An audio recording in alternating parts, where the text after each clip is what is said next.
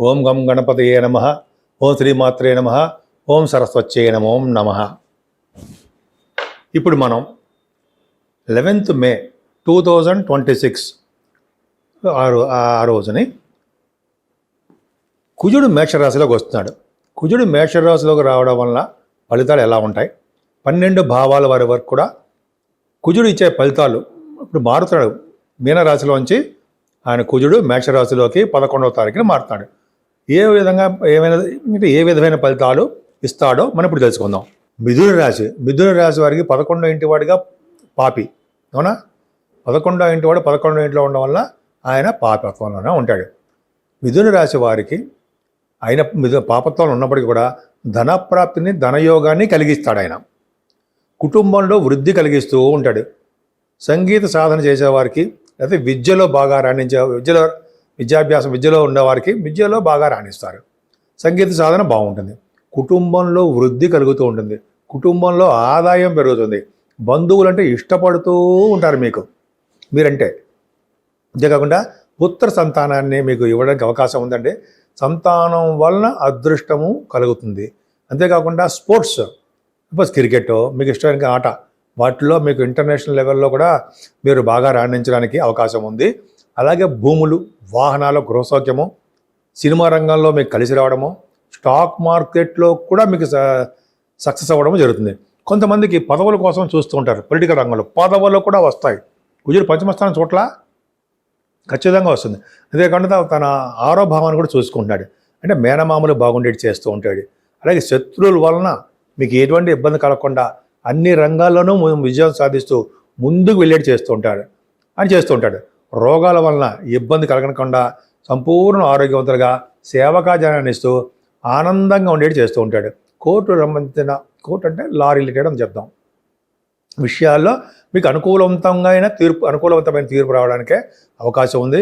చక్కటి ఉద్యోగ భద్రత, ఉద్యోగాల్లో ఉండడము, అలాగే సాఫ్ట్వేర్ రంగ ఉద్యోగస్తులకి గవర్నమెంట్ సంబంధించిన ఉద్యోగాల్లో కూడా రాణించడానికి అవకాశాలు ఎక్కువ ఉన్నాయి. ముఖ్యంగా రియల్ ఎస్టేట్ రంగ వ్యాపారాలు 11వ ఇంటి వాడు 11వ ఇంట్లో ఉండడం వలన కూడా వ్యాపార అభివృద్ధి ఉంటుందండి. ఫ్లో ఆఫ్ మనీ ఎక్కువ ఉంటుంది. ముఖ్యంగా రియల్ ఎస్టేట్ రంగంలో ఉన్న వారికి చాలా డబ్బులు సంపాదించుకుంటారు, ప్రాఫిట్స్ ఉంటాయి. ఎలక్ట్రానిక్స్ రంగంలో ఉన్న వారికి, సాఫ్ట్వేర్ రంగంలో ఉన్న వారికి వ్యాపారాలు, ఆటోమొబైల్ ఇండస్ట్రీస్ వారికి, అలాగే ఫార్మా రంగం, అలాగే సిమెంటు, ఈ రంగాల్లో ఉన్న వారందరూ కూడా ఏ వ్యాపారం చేసినా వ్యాపార అభివృద్ధి దినదిన ప్రవర్ధమానం అవుతుంటుంది. మీ అన్నయ్యకి కూడా అన్నయ్య గారికి బాగుంటుందండి. ఫ్లో అప్ అని ఎప్పుడూ తగ్గదు. దైవ దర్శనాలు చేసుకుంటుంటారు. ముఖ్యంగా సుబ్రహ్మణ్యేశ్వర స్వామి వారి యొక్క ఆలయ దర్శనాలు ఎక్కువ జరగడానికి అవకాశాలు ఎక్కువ ఉన్నాయి. నా పేరు డాక్టర్ వాడ్రేవు ఆదినారాయణరావు అండి.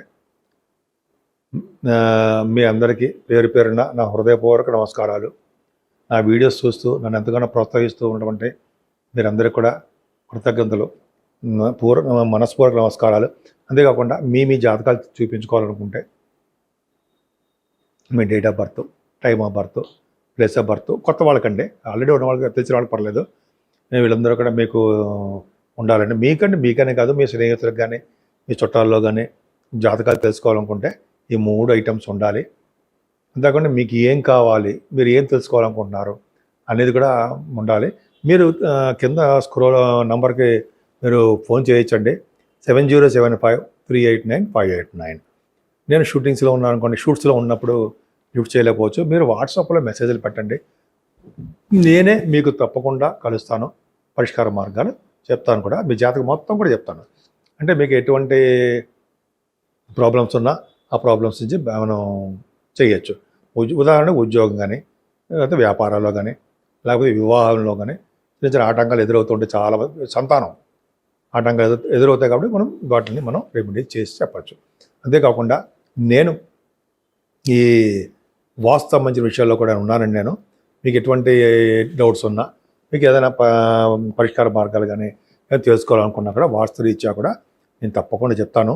మీకు ఏమైనా అవకాశం ఉంటే మీరు ఫోన్ చేయొచ్చు, నేను చెప్తాను. ఇప్పుడు మనం 12 రాశుల వారికి కుజుడు వలన మన పరిష్కార మార్గాలు ఏం చేసుకోవాలి, మన లిమిట్స్లో ఉన్నవే చేస్తే మొత్తం అంత పరిష్కారం అయిపోతుందని కాదండి. మనం కర్మ ప్రకారము మనం అనుభవించాల్సిందే.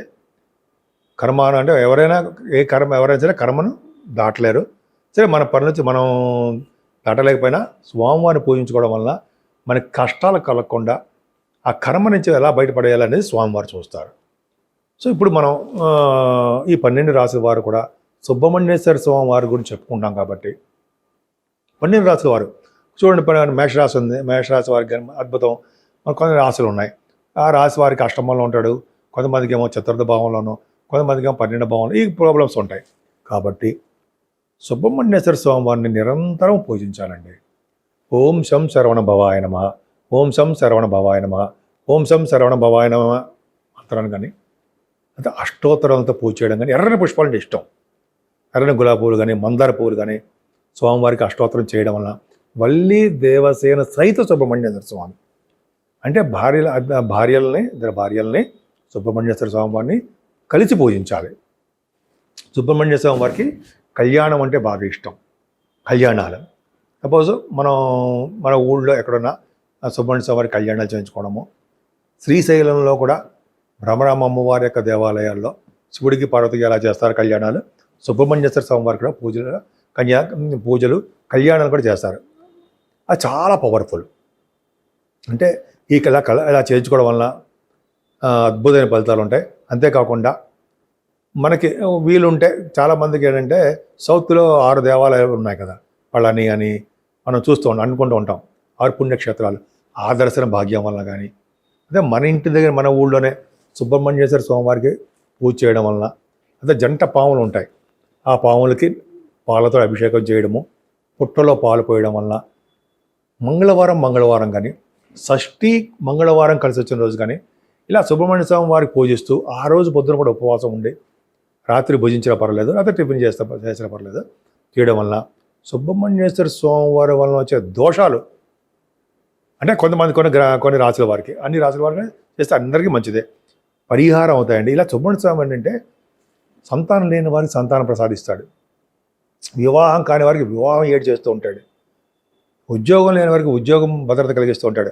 భార్యాభర్తలు యొక్క చూడండి ఎప్పుడు బాధపడుతూ ఉంటారు, కొట్టుకుంటూ ఉంటారు, దూరం అయిపోతూ ఉంటారు. అలాగా వాళ్ళని కూడా కలిపేస్తూ ఉంటాడు.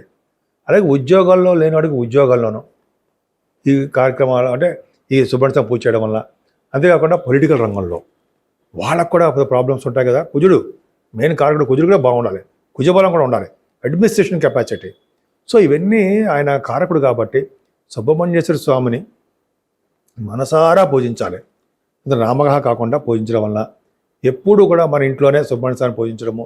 మనకి ఇవన్నీ కుదరకపోయినా ఓం శం శరవణ భవాయ నమః, ఓం శం శరవణ భవాయ నమః, ఓం శం శరవణ భవాయ నమః అంటూ పూజలు చేయడం వల్ల కూడా మనం చాలా బాగా చేయొచ్చండి. ఫలితాలు కూడా బాగుంటాయి. ఎందుకంటే 12 రాశుల వాళ్ళు కూడా కుజుడి యొక్క ప్రభావం క్లచెస్లో ఉండిపోకూడదు. ఆయన చాలా మేషరాశిలో మంచి ఫలితాలు ఇస్తాడు, కొంతమంది చెడు ఫలితాలు ఇస్తుంటాడు. కాబట్టి మనకి సక్సెస్ అవ్వాలంటే సుబ్రహ్మణ్యేశ్వర స్వామి ఆరాధన ఎప్పుడూ కూడా శ్రేష్టమే.